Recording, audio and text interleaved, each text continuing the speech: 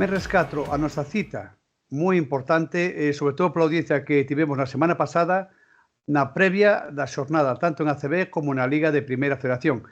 En ACB, se me permitides, comenzamos co San Froilán. O sábado, ás 6 da tarde, Breogán, Laguna Tenerife. Ovidio, o noso especialista no Breogán, desa palabra. Bueno, hai que honrar o patrón, non pode ser de outra maneira, hai que honrar o patrón e hai que conseguir a primeira vitória. Vai ser un partido moi complicado. La Laguna Tenerife, mantén a base, fichou 5 xogadores, pero mantén o esquelete do ano pasado, sobre todo no xogo interior, que é un poquinho donde máis frouxea o Breogán, hai Dornecan, Abromait, Xermadini, Guerra, Diop, eso son palabras maiores e a ver se Breogán é capaz de minimizar o impacto que pode supoñer o traballo destes 5 xogadores na zona. Se a isto lle sumamos que temos que ter algo máis de acerto do que tuvemos, sobre todo no tiro de 2 en Bilbao, pois por aí poden pasar as opcións do Breogán para facerse coa primeira victoria. Vai ser complicado, un Tenerife que incorporou a Costa e a Thomas Scrab, tamén a Peyton Willings, a Kramer e a Kostadinov. E como feito curioso dicir que se van a enfrontar Peyton Willis e Charlie Moore, que estuveron xuntos en Pistoia a pasada temporada, un o máximo anotador da Liga Italiana e outro o máximo triplista da Liga Italiana. Vamos a ver que sale tamén dese duelo, que será interesante ver. Eu, como sempre, son confiado de que o Breogán vai a gañar, sobre todo tense que facer valer o efecto Pazo, a presión do público, e se o exterior está nunha línea decente e damos un paso adiante no xogo interior, teremos opcións. Se non é así, pois será moi complicado derrotar ao transatlántico que nos chega desde Tenerife. E domingo, segundo duelo tamén de equipos canarios contra equipos galegos. Temos o Gran Canaria contra o Leima Coruña. Noso especialista do Leima, Roberto.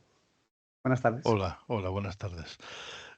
Bueno, en realidade o Leima, despois de gañar o Madrid, pois vai ter 2 encontros fora, que sería fundamental intentar gañar algún deles. O primeiro é contra o Gran Canaria, que vamos a falar agora, e logo contra o Andorra. Aquí, se queremos reafirmar esa victoria en casa, sería moi bon para nós o gañar un destes fora.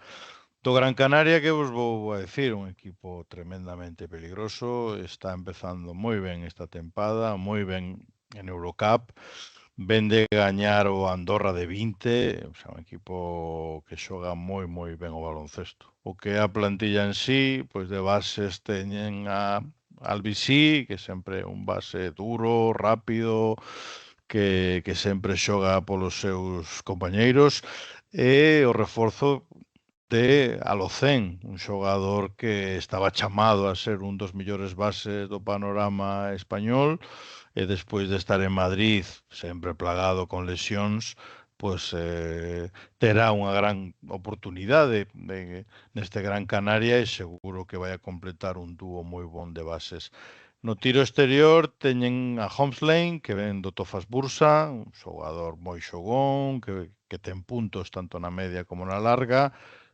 Thomason, que xa o coñecemos, un xogador con moita carreira aquí xa en ACB, no Granada, no Manresa, e logo Brusino, que ten un alero moi completo, con envergadura, con moita capacidade ofensiva.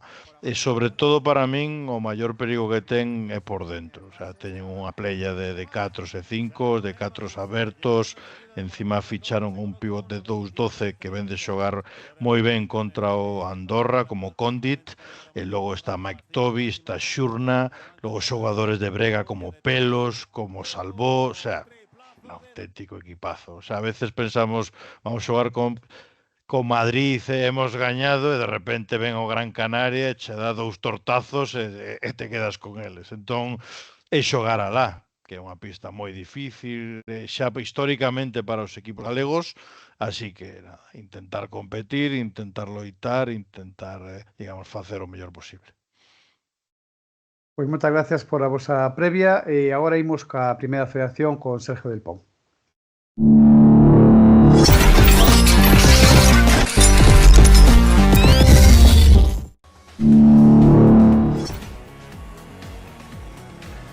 Despois da derrota sufrida na primeira xornada na pista de Estudiantes, un dos grandes favoritos para conseguir o ascenso, o Obradoiro ten a súa primeira pedra de toque ante a súa afición mañá sábado a partir das 5 da tarde no Pabillón do Sar.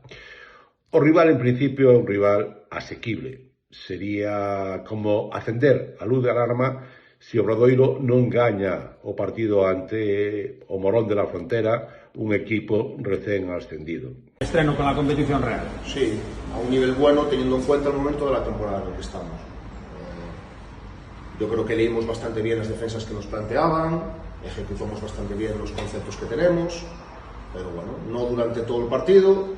Y entonces cuando un equipo evoluciona y mejora, lo que sucede es que más veces juega la opción correcta, y este es el proceso. El rival de mañana, un gran desconocido para muchos.